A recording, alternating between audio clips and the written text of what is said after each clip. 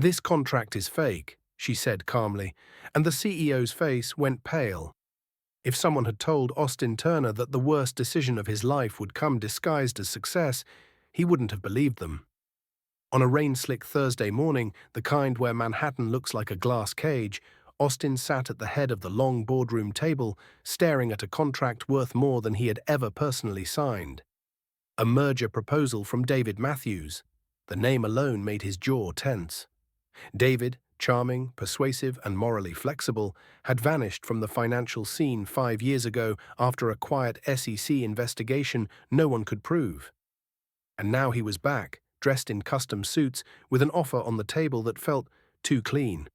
Austin knew what success smelled like. This reeked of bleach. "Just sign it," said Charlotte, his wife, from across their penthouse kitchen the night before. Her voice soft, her eyes sharp. "This is what you've worked for. We can finally have the kind of life we dreamed about." He wanted to believe her. He wanted to believe it was just the natural reward for a decade of ruthless work building Veritas Tech into a powerhouse.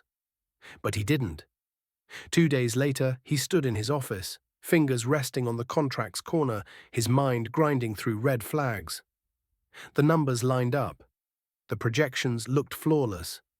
And yet, he opened a drawer and took out his signature book, a habit since his early days as a legal intern, where he'd track every major document he signed.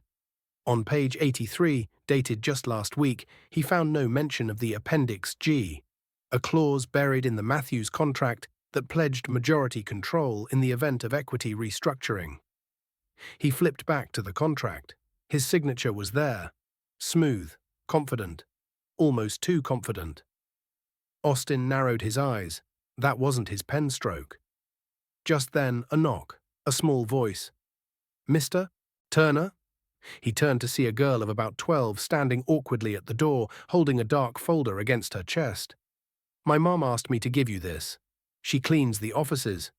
Victoria Lawson. She said it's important." He took the folder, puzzled. Inside were photocopies, contracts, ledger sheets, digital timestamps. One item made his chest tighten, a financial transfer to an offshore account in the Cayman Islands. The recipient? A shell company linked to Matthews. The source? A consulting fee funneled from his own company, authorized with a forged signature. His world tilted. That evening, he confronted Charlotte. "Did you read this clause before I signed?" he asked, watching her stir a glass of wine with slow circles. "You mean the Matthews deal?" "Yes." "You asked me to look over it with Darren," she replied casually, naming his deputy. "It's fine. I never signed Appendix G." She paused. For a second, her mask slipped. Then it returned. "Maybe you forgot. You've been under stress." Austin didn't sleep that night. The next morning, he called the girl's mother to his office, Victoria Lawson, late 30s, plain grey blouse, firm eyes. "I found those in the shred bin," she said without hesitation. "I have a degree in law, lost my license 10 years ago, but I know corruption when I see it." Austin sat back. For the first time in days, he didn't feel alone. 3 weeks later, Victoria had become more than a janitor. With his quiet approval, she reviewed every document that had passed through his desk in the last 4 months. She mapped the hidden trail, contracts altered at precise points, internal emails deleted, but not permanently scrubbed, and Matthews' fingerprints all over the offshore network. What chilled Austin most wasn't Matthews. It was Charlotte. He found a surveillance photo, taken by a PI he'd quietly hired, showing her meeting Matthews at Café Lenoir. No lawyers, no assistants, her hand on his wrist, leaning in. The intimacy couldn't be mistaken. That night, Austin drove until the city disappeared. When he came back, he walked straight into their apartment and asked, "How long?" She didn't pretend. "A few months," she whispered. "He said he'd ruin us if I didn't help. I thought if you signed the deal, we'd be safe." "No," Austin said, with the last threads of his patience burning. "You thought we'd be rich." At the board meeting the next day, he declared a freeze on the Matthews merger. Eyebrows shot up, shareholders protested, but his voice didn't shake. "Until this is investigated fully," he said, "we're not moving forward. I won't trade our company's future for illusions." Silence followed.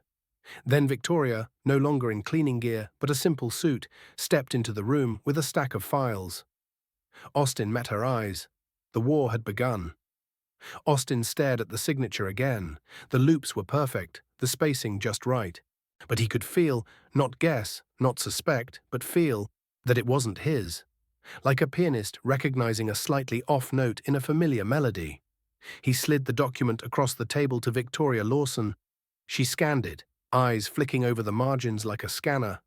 "This was signed using a digitized overlay," she said quietly. "Not even a good one. It's a copy of a previous signature, from a different agreement. That file you showed me from the Cayman account? It was initiated within 6 minutes of this document being created." Austin leaned back in his chair. Outside, the city buzzed in its usual chaos, oblivious to the fact that the CEO of one of its leading tech firms was being played like a rookie. He remembered the conversation with Charlotte the night before, her shifting eyes, the way she twisted her bracelet, the rehearsed pauses. There was more. Much more. Victoria reached into her folder and slid out a second page. "This is the original draft of the Matthews contract," she said. "Look at clause 19. Austin read it, slowly, carefully. There was no mention of equity transfer in the event of restructuring. No Appendix G. That clause, the one giving Matthews the controlling hand, had been added later. "Do we know when it was inserted?" he asked. She nodded. "The metadata shows it was modified 2 days after you were in Tokyo. You weren't even on the continent when this file was last edited. And Matthews? He flew in the same day. From Zurich." Austin closed his eyes. Zurich was where Matthews kept his silent operations. He had said it in passing years ago, before their fallout. Back then, Austin admired the man's daring. Now it was all venom. Over the next week, Victoria and Austin turned his office into a war room.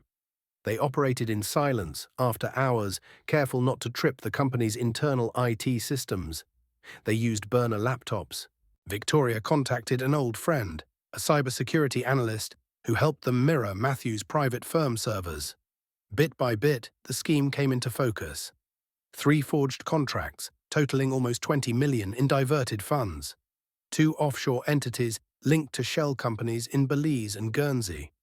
1 internal mole, someone from Austin's senior legal team who had quietly resigned 2 weeks ago.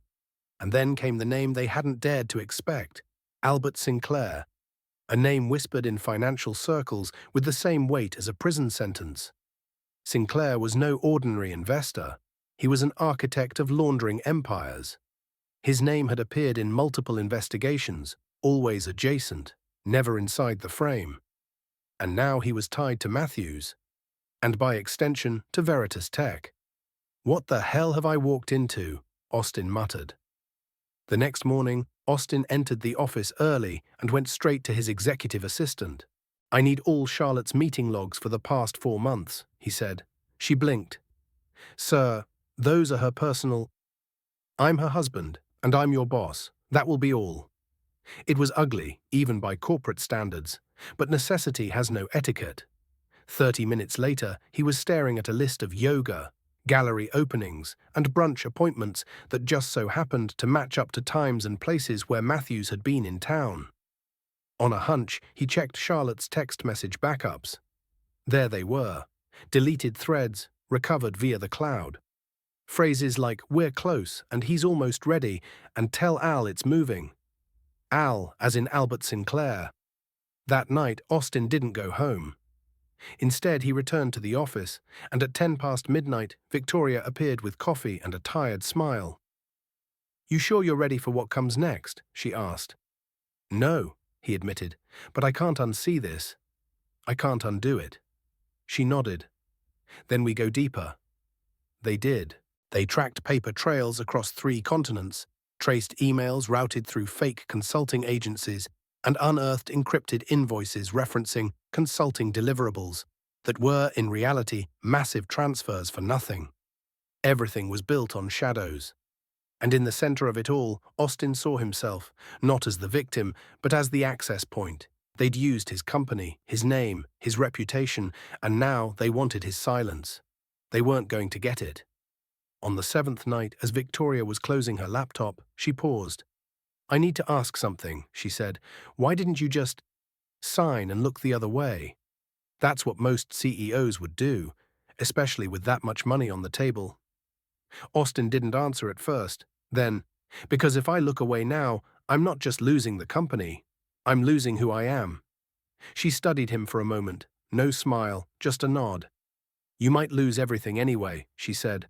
"They won't let you expose this without a fight." "Then I'll fight." Outside, the city's lights shimmered like quiet stars. Inside, in a private office on the 47th floor, the real work had just begun. He hadn't meant to follow her. It just happened. Austin had left work early. The office felt suffocating, with whispers creeping through the walls and every glance from colleagues carrying a question they were too afraid to ask aloud. So he walked, aimlessly, until he saw her. Charlotte, elegant, composed, dressed too sharply for a casual afternoon. She crossed the street with the confident rhythm of someone who wanted to be seen, just not by him. She entered Café Le Noir, a quiet spot downtown, away from their social circles. Austin hesitated, then followed. He didn't go inside. He watched through the rain-streaked window as his wife sat down across from a man whose presence turned his blood cold.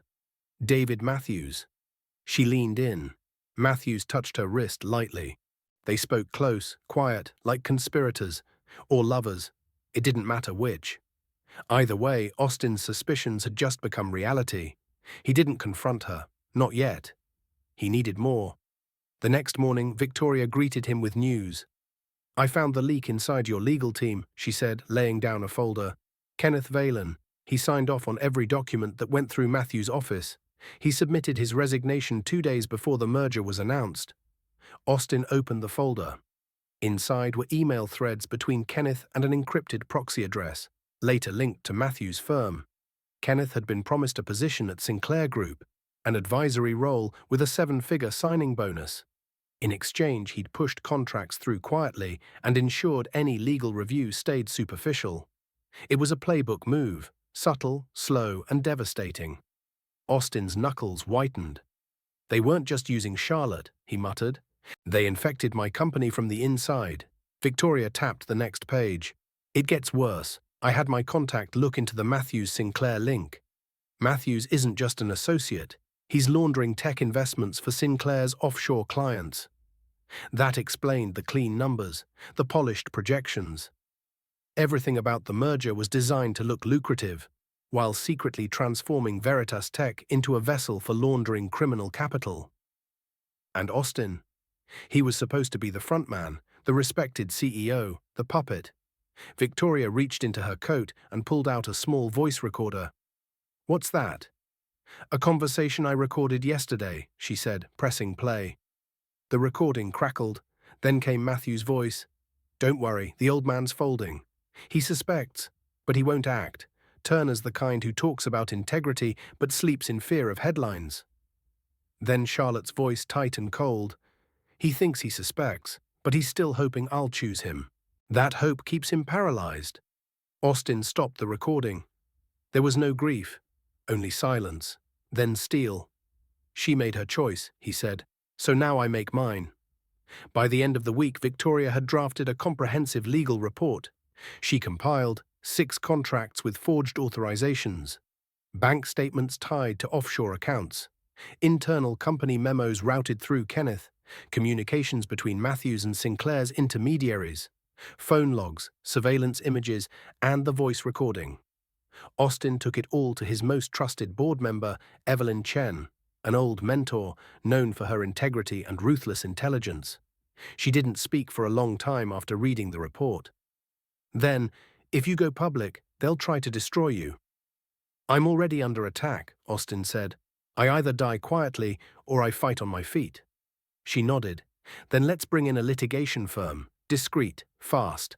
This needs to go to court." That night, Austin returned to the apartment. Charlotte was there, lounging on the sofa with a glass of wine. The same glass, the same circle motion. "How was work?" she asked, not looking up. Austin stood still for a moment. Then, "I saw you at the cafe." She froze. He stepped closer. "With Matthews." You touched him like you used to touch me. Charlotte set the glass down. I can explain. I don't want explanations, he said. I want the truth.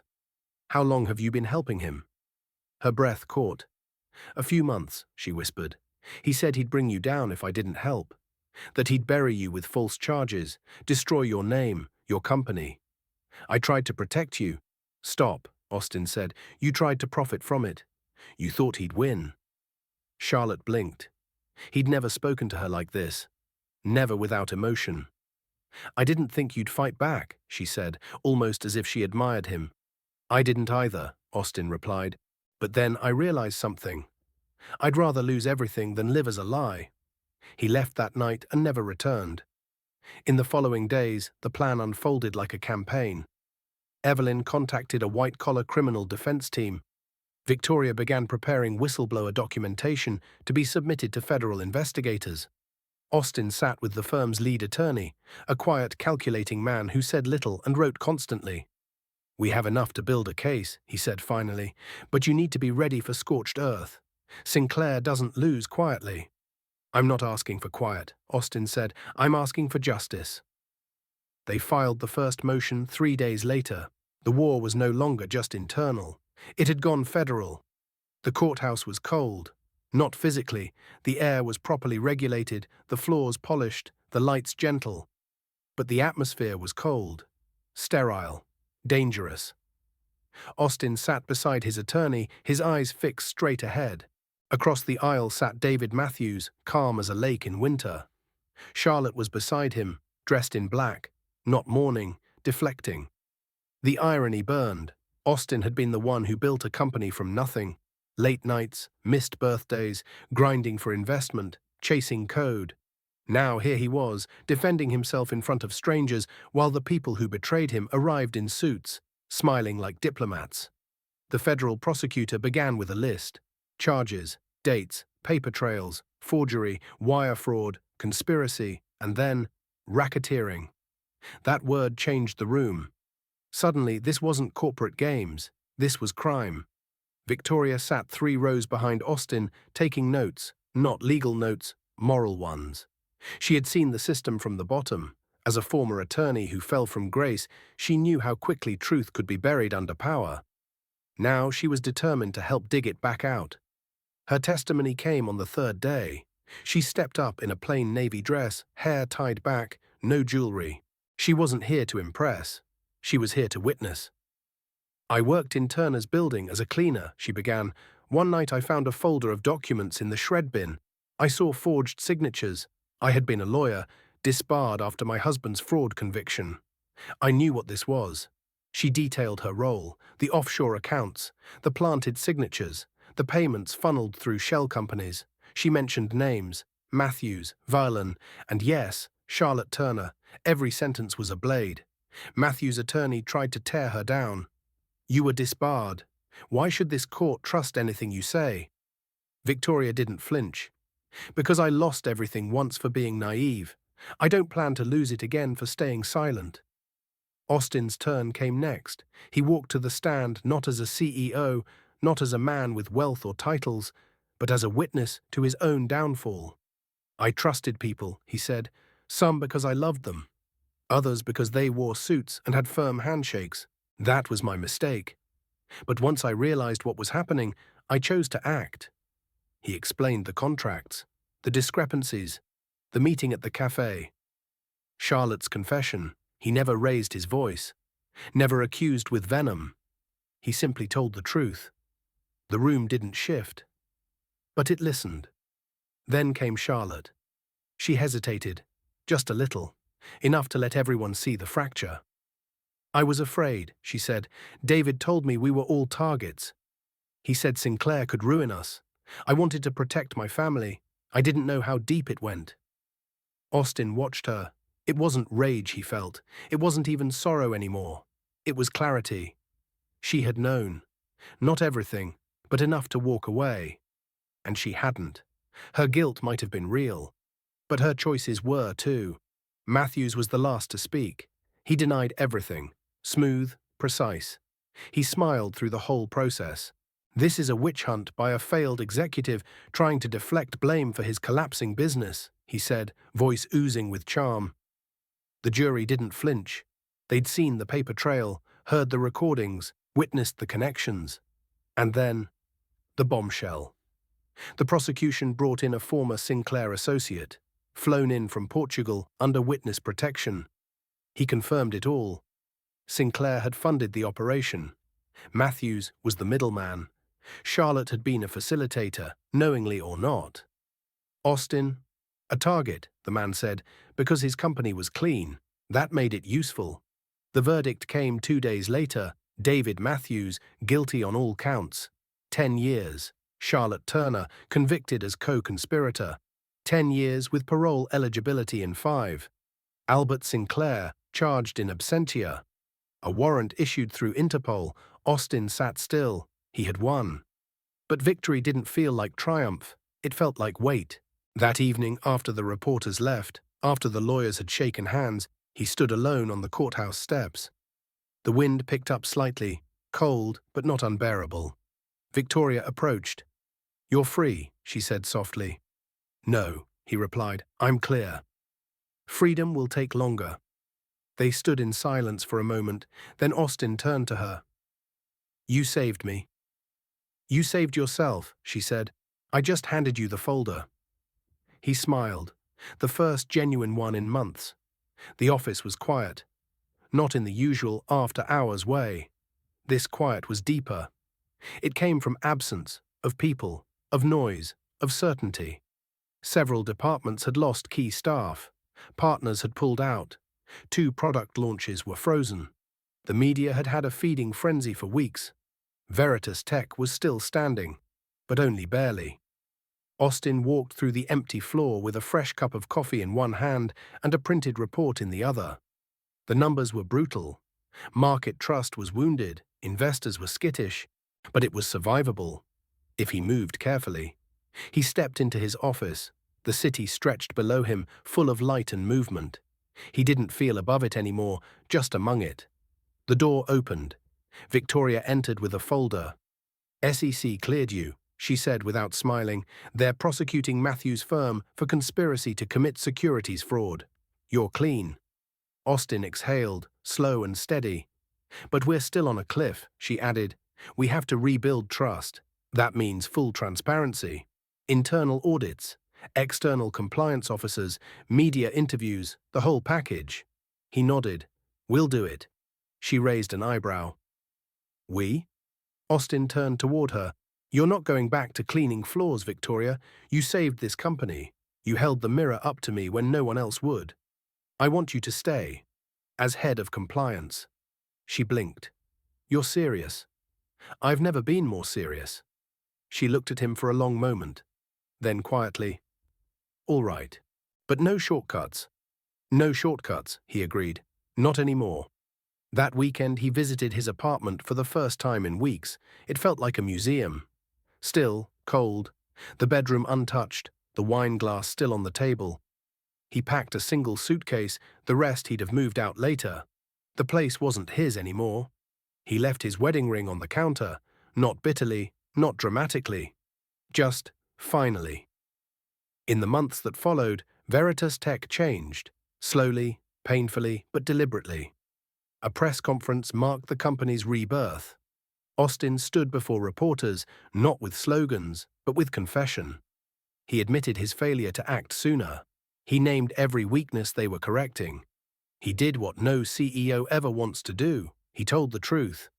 It didn't win everyone back, but it won enough. Victoria took over internal training. New hires were screened not only for skills, but for ethics. Evelyn Chen came out of retirement to serve on the board again. Former clients returned, not all, but many. The company shrank, but it focused, and in time it began to grow again, not in size, but in depth, purpose, culture, something real. One rainy night, almost a year after the trial, Austin sat at his desk reviewing quarterly figures. The company was stable again, leaner, sharper, more resilient. His phone buzzed. A text from Victoria. "Want to see the updated compliance rollout?" He smiled and typed back, "Come up, Bring bad coffee. She arrived 10 minutes later with 2 cups of terrible machine brew and a thick binder. They sat across from each other, flipping through policies, arguing over phrasing, laughing at footnotes. They weren't a couple. They weren't lovers. They were allies. 2 people who had been written off. 2 people who had clawed their way back. As midnight approached, Victoria stood to leave.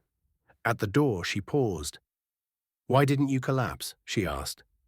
"With everything that happened, the betrayal, the damage, why are you still standing?" Austin looked past her, at the city beyond the glass. "Because for the first time in my life," he said, "I stopped pretending. I stopped trying to be the man everyone expected. I just told the truth. And somehow that gave me strength." He looked at her. "You didn't just save my company, Victoria. You saved me." She didn't respond. She just nodded and walked out into the night. In the quiet that followed, Austin stood and approached the window. Rain rolled down the glass, just like the day it all began. But he wasn't the same man anymore. The city hadn't changed, but he had. No more illusions, no more polished lies, just reality, raw, painful, and honest. And that was enough. He turned back to his desk, picked up the binder, and began to read. The next chapter was already being written.